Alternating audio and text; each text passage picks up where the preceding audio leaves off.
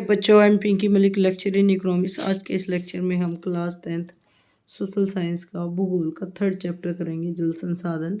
काफ़ी important question है जो आज की इस वीडियो में हम सोल्व करेंगे। तो एमसीक्यू क्वेश्चन और शॉर्ट क्वेश्चन को आज हम सोल्व करेंगे। क्वेश्चन नंबर 1, जल किस प्रकार का संसाधन है?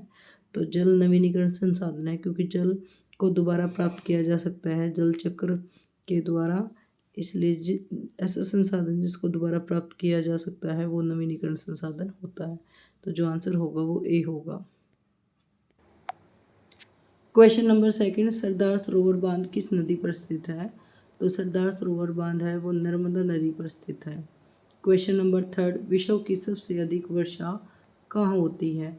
विश्व की सबसे अधिक वर्षा भारत के मौसिनराम में होती है। क्वेश्चन नंबर 4, पृथ्वी का कितना धरातल जल से ढका हुआ है? पृथ्वी का 2/3 हिस्सा है वो जल से ढका हुआ है। क्वेश्चन नंबर 5, विश्व के कुल जल का कितने प्रतिशत भाग अलवणीय जल है? अलवणीय जल यानी कि मीठा जल है। ऐसा जल जिसके अंदर नमक नहीं है, लवण उसे बोलते हैं लवणीय जल, जिसके अंदर नमक होता है, जो पानी खारा होता है। तो हमें वो बताना है जो अलवणीय है। तो 2.5% जो पानी है वो अलवणीय है। क्वेश्चन नंबर 6, विश्व में अलवणीय जल का 30% भाग पाया जाता है। किस रूप में मिलता है? समुद्र में मिलता है, या बर्फ़ की चादर के रूप में मिलता है, या नदियों में मिलता है? तो जो आंसर होगा वो होगा भूजल के रूप में। भूमिगत जो जल होता है, भूमिगत जल होता है वो मीठा होता है, अलवणीय होता है। तो भूमिगत जल से हमें अलवणीय जल मिलता है। क्वेश्चन नंबर 7, भाखड़ा बांध किस नदी पर बनाया हुआ है? तो भाखड़ा बांध सतलुज नदी पर बनाया हुआ है। क्वेश्चन नंबर 8, हीराकुंड बांध किस नदी पर है? तो महानदी पर हीराकुंड बांध बना हुआ है। क्वेश्चन नंबर 9, 14वीं शताब्दी में दिल्ली के सिरी फोर्ट क्षेत्र में हौज खास का निर्माण किसने किया था? तो इल्तुतमिश ने किया था। तो जो आंसर होगा वो बी होगा। नेक्स्ट, भारत में कुल विद्युत उत्पादन का कितने प्रतिशत भाग जल विद्युत से प्राप्त होता है? तो जो बिजली का निर्माण किया जाता है तो उसमें जल विद्युत कितने प्रतिशत है? तो 22% है वो जल से प्राप्त होती है आपको टोटल विद्युत। बिजली का जो निर्माण है वो जल से 22% किया जाता है। क्वेश्चन नंबर 2, भारत सरकार ने ग्रामीण क्षेत्रों में पीने के पानी की आपूर्ति के लिए कौन सी योजना आरंभ की है? तो उस योजना का नाम है जल जीवन मिशन योजना। जल जीवन मिशन योजना, जिसको हम JJM योजना भी बोलते हैं। क्वेश्चन नंबर 3, भोपाल झील किस शताब्दी में बनाई गई थी? तो वो 11वीं शताब्दी में बनाई गई थी। क्वेश्चन नंबर 4 दोबारा रिपीट हुआ है, दिल्ली के सिरी फोर्ट क्षेत्र में हौज खास का निर्माण किसने करवाया? तो जो आंसर होगा वो इल्तुतमिश ने था। क्वेश्चन नंबर 5, किस शासक के समय बृहत स्तर पर बांध, झील व सिंचाई तंत्रों का निर्माण करवाया गया था? तो चंद्रगुप्त मौर्य के समय। आगे खालिस्तान क्वेश्चन, बहुउद्देशीय परियोजना के बड़े बांधों को डैश आधुनिक भारत के मंदिर कहाँ है? तो जवाहरलाल नेहरू ने बड़े बांधों को आधुनिक भारत के मंदिर कहाँ है। क्वेश्चन इस तरह भी पूछा जाता है, आधुनिक भारत के मंदिर किसे कहा जाता है? तो बड़े बांधों को आधुनिक भारत के मंदिर कहा जाता है, और जवाहरलाल नेहरू बड़े बांधों को आधुनिक भारत के मंदिर कहते थे। क्वेश्चन नंबर 2, नर्मदा बचाओ आंदोलन ने डैश बांध का विरोध किया था? तो उन्होंने सरदार सरोवर बांध का विरोध किया था। क्वेश्चन नंबर 3, सरदार सरोवर बांध किस नदी पर बनाई गई है? तो वो नर्मदा नदी पर बनाई गई है। क्वेश्चन नंबर 4, बांस ड्रिप सिंचाई प्रणाली है वो किस राज्य में बनाई गई है? तो वो मेघालय में बनाई गई है। लास्ट क्वेश्चन, डैश के अर्ध शुष्क क्षेत्रों में भूमिगत जल संग्रह के लिए भूमिगत टैंक या टंका बनाया गया था? किस राज्य में बनाया गया था? तो राजस्थान में पानी को संग्रह करने के लिए टांका बनाया गया था।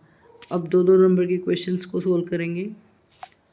क्वेश्चन नंबर 1, जल जीवन मिशन, जिसको JJM कार्यक्रम भी बोला जाता है, योजना बोला जाता है, उसका क्या उद्देश्य है? तो भारत सरकार द्वारा चलाई गई थी ये योजना जल जीवन मिशन। इसका जो मुख्य उद्देश्य था वो ग्रामीण क्षेत्रों में रहने वाले जो लोग हैं उनके जीवन की गुणवत्ता को बनाए रखना था। इसलिए उनका जो लक्ष्य था, प्रत्येक ग्रामीण परिवार है उसको नियमित रूप से प्रति व्यक्ति 55 लीटर पानी पीने योग्य उपलब्ध करवाना था, और वो जो पानी है वो पाइपों के द्वारा पहुंचाया जाता है। क्वेश्चन नंबर सेकंड, जल संभरण विकास क्या है?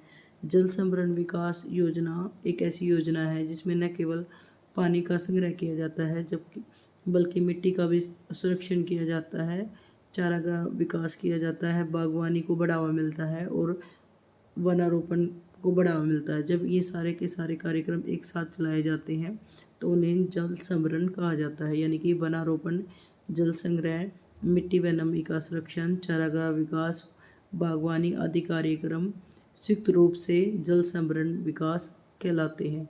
क्वेश्चन नंबर थर्ड इम्पोर्टेंट है, वो उद्देश्य परियोजनाएं क्या है? जब किसी नदी पर बांध बनाया जाता है तो बांध का प्रयोग अलग अलग उद्देश्य से होता है। इससे विद्युत का निर्माण होता है, पर्यटन को बढ़ावा मिलता है, बाढ़ नियंत्रित होती है तथा मनोरंजन होता है। तो एक साथ कई उद्देश्य पूरे हो जाते हैं, इसलिए से वो उद्देश्य परियोजना कहते हैं।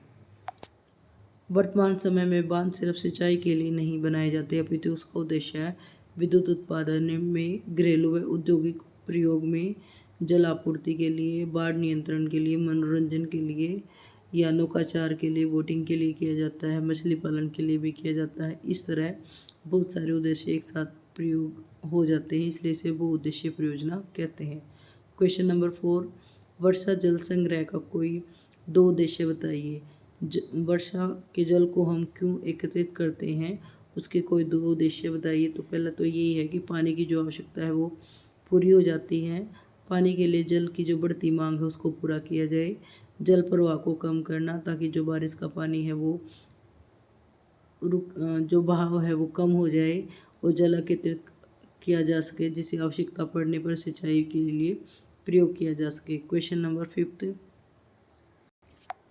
हिमालय की नदियां हैं वो सदा नीर क्यों हैं जबकि जो प्रायद्वीपीय पठार की जो नदियां हैं वो मौसमी हैं?